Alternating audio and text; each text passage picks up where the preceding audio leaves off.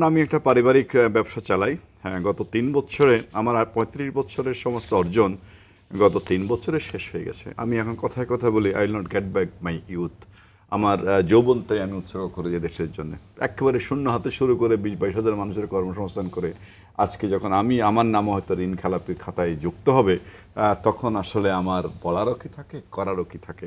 আপনি ব্যবসায়ীদের কথা যদি বলেন, দেশের যে ভয়াবহ এই আর্থিক দুরবস্থার মধ্যে ব্যবসায়ীরা তার মঙ্গল গ্রহ থেকে আসেনি, এবং ব্যবসায়ীদের অক্লান্ত পরিশ্রমের ফসল হচ্ছে আজকের জিডিপি। নাকি সব কিছু মিলে আমরা এমন একটা জায়গায় ছিলাম, এত আশাবাদী ছিলাম, সেখান থেকে ধাপ করে আমাদের যে ডেটার কারণে আমাদের সঠিক সিদ্ধান্তগুলো ঠিকমতো নেওয়া হয়নি, এবং যে কারণে গত ২ বছরে ম্যানুফ্যাকচারিং খাত যেভাবে মুখ থুবড়ে পড়েছে। আপনি দেখেন, এই বাজেটের আগে যদি এই তথ্যটা যদি উদ্ঘাটিত হতো, এই বাজেট প্রস্তাবনার আগেও, তাহলেও কিন্তু সরকার কিছু কারেক্টিভ অ্যাকশন নিতে হতো। আমি গত কয়েকদিন আগে একটা বাজেট পরবর্তী একটা আলোচনা শোতে আপনাকে বলেছিলাম, ভাই এই বাজেটে তো প্রাইভেট সেক্টরকে অ্যাড্রেসই করা হয়নি। এই বাজেটে প্রাইভেট সেক্টরকে অ্যাড্রেসই করা হয়নি। তাহলে প্রাইভেট সেক্টরকে যখন অ্যাড্রেস করা হয় না, মূল বাংলাদেশের অর্থনীতির চালিকা শক্তি 80% করছে প্রাইভেট সেক্টর।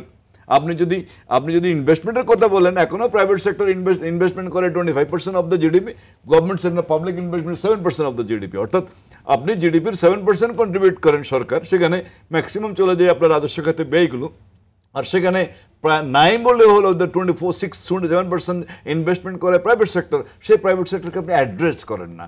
আপনি অ্যাড্রেস না করে যখন বাজেট প্রস্তাবনা করেন, তখন যেনারা বাজেট তৈরি, যেসব যেনারা এই ভুল তথ্য দিয়ে গত 10 বছর এই কমপ্লিকেশন ক্রিয়েট করেছে, ওনারাই বাজেট করেন এবং ওনারাই বাজেট দেন আমাদেরকে। বাজেটটা আমরা গিলে খাই। ঋণ খেলাপির যে শব্দটা, এটা নিয়েও কিন্তু আমার এখন আপত্তি আছে। কারণ এই ঋণ খেলাপি যে আমরা একটা বিগার অর্থে ঋণ খেলাপি বলি, আসলে উইলফুল ডিফল্টার অর পরিস্থিতির কারণে ডিফল্টার। এই অবস্থায় 86 টাকা প্রমাণ করাও তো শুনেন, না আপনাকে তো বুঝতে হবে গত 2 বছরে কেন ঋণ খেলাপি বাড়বে না। 86 টাকা দিয়ে ইম্পোর্ট করে ইউপাস এলসির মাধ্যমে যে পেমেন্ট আমি 1 বছর পরে করেছি, সেই মালটা আমি 1 বছর আগে এনে 86-87 টাকা দিয়ে ক্যালকুলেট করে আপনাকে খাইয়ে ফেলেছি। আমাকে পেমেন্ট করতে হচ্ছে 120 টাকা। তো আমি ঋণ খেলাপি হবে না কেন? আমি যখন প্রজেক্ট প্রোফাইল করি, আমার কস্ট অফ এনার্জি ছিল 12 টাকা, আমার কস্ট অফ এনার্জি এখন 32 টাকা। আমি ঋণ খেলাপি হবে না কে হবে? আমি যখন প্রজেক্ট করি, আমার সুদ ছিল 9%, আমি এখন 16%। তা আমি ঋণ খেলাপি হবে না কে হবো? একমাত্র গত কয়েক বছরে একটা সিদ্ধান্তকে আমি সাধুবাদ জানাই, সেটা হচ্ছে যে শ্রমিকের বেতনটা বাড়িয়ে জাতীয় অর্থনীতিতে কিছু অবদান রেখেছেন। বাকিগুলোতে প্রাইভেট সেক্টরকে মেরে ফেলা হয়েছে। আপনি দেখেন, আমরা যখন প্রজেক্ট প্রোফাইল করি 5 বছরের জন্য, ভালো বুঝেন, এই প্রজেক্ট প্রোফাইল আমরা কস্ট অফ এনার্জি বলি, কস্ট অফ ফান্ড বলি। আমরা যদি দেখি বিদ্যুতের মূল্য যেভাবে বাড়ানো হয়েছে, যদি আপনি জ্বালানির মূল্য যেভাবে বাড়ানো হয়েছে, সেখানে আপনার ঋণ খেলাপি হবে না কি হবে?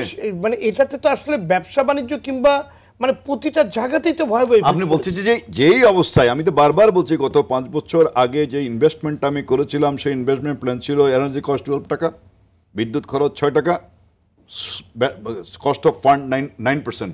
নাও আই এম পেইং 32 টাকা গ্যাস। আমার বিদ্যুৎ বিল আসতে থাকে, গ্যাসের বিল আসতে থাকে 3 লাখ টাকা, এখন আসে 8 লাখ টাকা। 5 লাখ টাকা কোথেকে আসবে? 5-12 60 লাখ টাকা কোথেকে আসবে? বিদ্যুতের বিল আসতে 1 কোটি টাকা, এখন আসে 2 কোটি টাকা। কোথেকে আসবে? টাকা তো আর ব্যবসায়ীর আকাশ থেকে না। তো আমি ডিফল্টার হবো না কে হবে? আমি ঋণ খেলাপি হব না কে হবে? আমার তো যৌবনই শেষ হয়ে গেছে। আমি যে 35 বছরে জাতিকে দিয়েছি, আমার ইনকাম ট্যাক্সের ফাইল এত বড় হয়েছে, আমার ভ্যাটের ফাইল এত বড় হয়েছে। দিন শেষে আপনাদের রং তথ্যের উপর ভিত্তি করে গৃহীত সিদ্ধান্তের কারণে আমাকে জবাই করে দেওয়া হয়েছে। কালকে হয়তো আপনি আমাকে ডাকবেন না, সৈয়দ নুরুল ইসলামের নাম তো ঋণ খেলাপির তালিকায় এসে, ওনাকে কেন ডাকবো?